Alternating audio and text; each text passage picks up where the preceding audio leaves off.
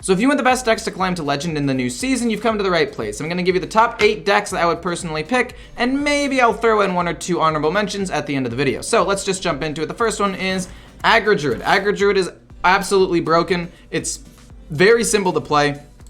If you look at the win rate on Hearthstone Replay, it's clearly the highest win rate deck in the game by a wide margin, like 57.3% compared to the next highest being 55%. It is a huge gap, so I would highly recommend trying this deck out. It's really cheap. The only legendary you need is Greybough, and mulligans for the deck are basically just 1-drop minions like Peasant and Vibrant Squirrel. Obviously, you want to also keep the Razormane Battle Guard, and then you can keep the Oracle of Elune as well so you can get your combos off. Then you just play as many minions as you can, and your opponent can't deal with them.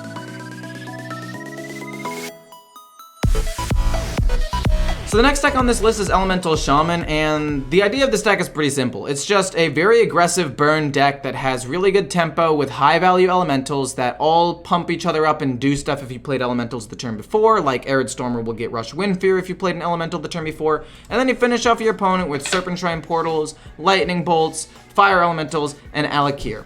In terms of mulligans for the deck, you basically just want to keep either the 2 1-drop elementals, Cage Match Custodian, Arid Stormer, and Granite Forgeborn, because the amount of value you get out of this card is insane. The next deck on this list is Libram Paladin, and I personally really like this deck and think it has a lot of potential, because not only can you play it with some decent early game tempo, especially if you get an early Bannerman out, or if you can get one of your 1-drops like Elder Attendant and Knight of Anointment, so you can get the ball rolling a little bit, but it also has really good mid and late game. You've got great removal with Barov and 2 Libram of Justices, along with ways to wipe the board with City Tax or the Animated Broomstick. You have insane healing, so aggro decks can't really kill you with Libram of Hope, Libram of Judgment, and then maybe you can get another Libram of Hope or 2 off of Lady Liadrin, and then your late game in general is just really strong. Like I said, you have those 2 minions and Varian, and dropping down giant Divine Shield taunt minions, some of them having Rush, like Varian, is just too hard for your opponent to deal with.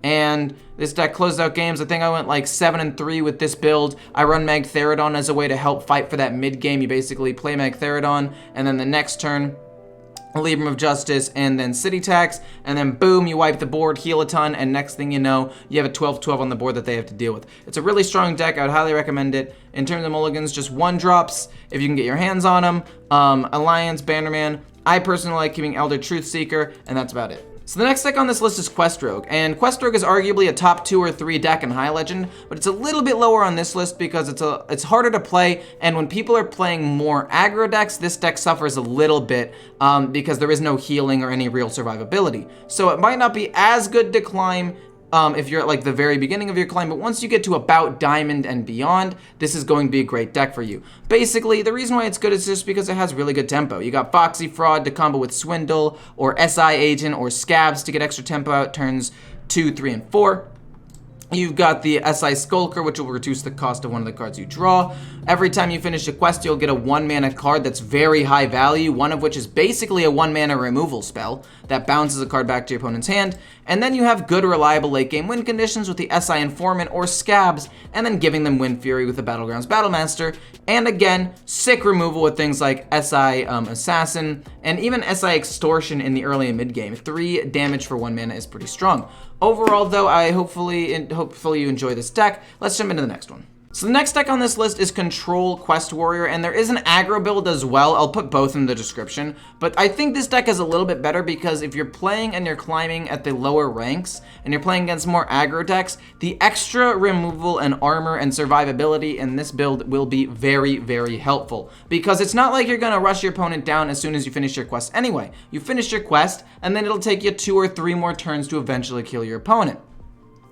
The only matchup that I think the more aggressive version is better into is Quest Mage, however, so if you're playing against a ton of those, I would recommend going the aggro version, but if you're playing against like anything else, I think this is better.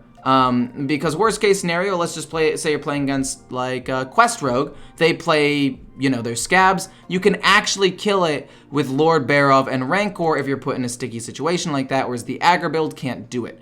Overall, I think that this deck is pretty strong. Mulligans are just basically any 3 or lower cost pirate minion, and everything else you send back. So the next deck on this list is Antonidas Quest Mage, and the reason why I run Antonidas in here is because it just destroys the mirror match. Your opponent's not playing any minions, you're not playing any minions, neither of you are completing the quest, and then boom, you drop Antonidas turn 8, deal 18 damage to the opponent's face, and you just win. It also does okay into some other matchups and can be a great finisher, so it's definitely not bad.